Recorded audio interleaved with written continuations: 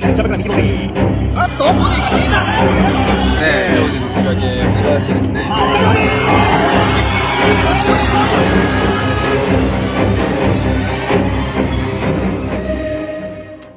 Grayson Umayaw, isa sa mga pambato ng Pilipinas sa larangan ng boxing.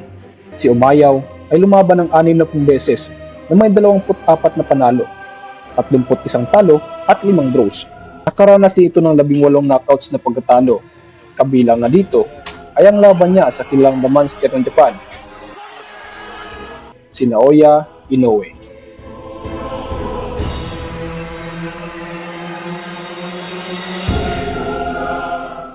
Sa mga panahon na ito, may record na si Umayaw ng 16 na panalo, 4 na talo at 1 draw. Samantalang ang pambato ng Hapones na si Naoya Inoue na 19 na taong gulang pa lamang ay ito ang kauna-unahang laban niya sa profesional na boxing. Si Umayaw ang unang Pilipinong boksingero na nakatikim ng bagsik at makamandag na kamao ni The Monster ng Japan. Ang laban na ito ang nagmarka ng simula ng pag-usbong ng karera ni Inoue sa profesional na boxing.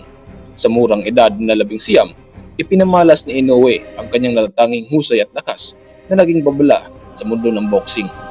Ang tagumpay ni Inoue sa kanyang kauna-unahang laban ay nagbukas ng pinto sa kanyang maluwalhating karera. Siya ay naging tanyag at kilala bilang isa sa mga pinakamahusay na boksingero sa buong mundo. Nag-iwan ng bakas ng takot at respeto sa bawat kalaban. Ang tagpong ito ay nagsilbing simula sa kanyang walang kapantay na pamamayagpag sa larangan ng boxing. Sa mga sandaling ito, saksihan natin ang unang laban ng The Monster ng Japan kontra Grayson Umayaw, ang unang Pinoy na pinaluhod ni Naoya Inoue.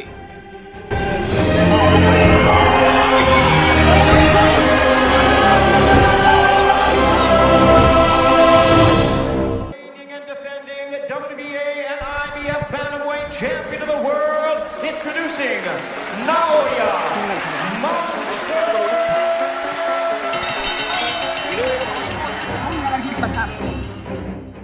Sa unang round pa lamang, agad nang nagpakawala si Naoya ng sunod-sunod na kaliwat kanang suntok, kasabay ng mga mabibigat na body shot laban sa kanyang Pinoy na kalaban.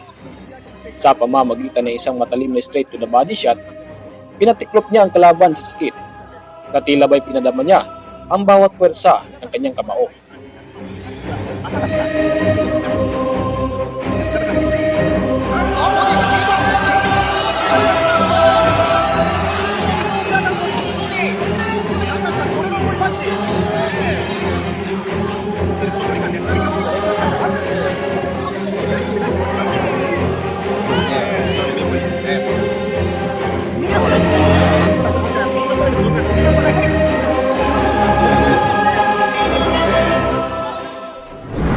Sa buong laban ng round 1, parehong pinainit ng dalawa ang bakbakan. Malakas ang mga body punch na binibitawan ni Inoue at nagpakawala din ito ng mga kombinasyon na nagsimulang magpahirap kay Umayaw.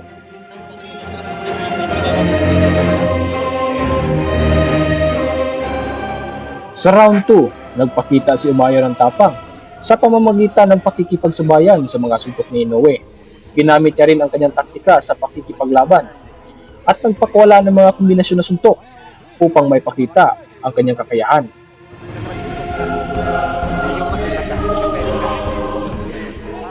Ngunit tila hindi nito natitinag ang The Monster ng Japan. Kasabay ng mga suntok ni Umayaw ay ang kaliwat kanang kombinasyon naman ni Inoue na parang unos na lalong nagpahirap sa Pinoy na boksingero.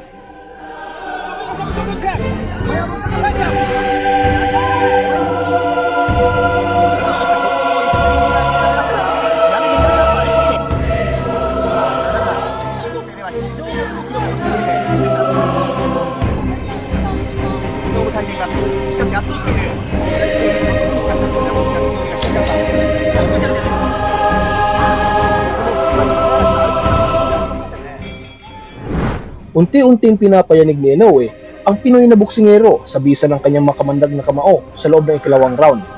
Parang bihirang makaabot ang suntok ni Umayaw, habang sunod-sunod naman ang mga mabilis at malalakas na suntok ni Inoue na tumatama sa mukha at katawan ng kalaban.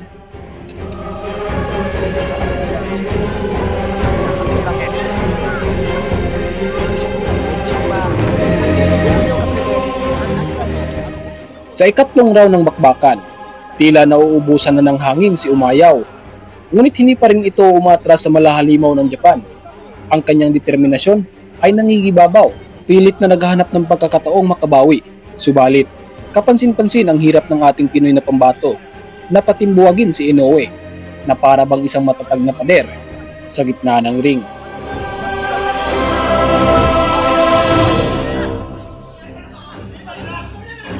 に相手を見ていき、そして的確に相手の攻撃を外していきます井上です。1回戦でのデビューとなっているこの井上、流したこの井上です。3ラウンド序盤の井上の右アッパーからディフェン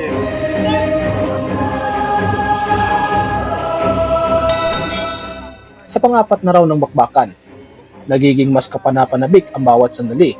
Si Inoue, tila isang agila sa taas ng kanyang karangalan, ay naglalabas ng kanyang malahalimaw na lakas. Sa bawat hampas ng kanyang kamao, parang mga kidlat na dumadaos-dos patungo sa depensa ni Umayaw. Ngunit, sino ang mag-aakalang sa kalagitnaan ng round? Dito magbubuwag ang matibay na depensa ni Umayaw. Biglang nagpakawala si Inoue ng isang matibay na body shot gamit ang kanyang kaliwang kamao na direktang tumama sa bodega ni Umayaw.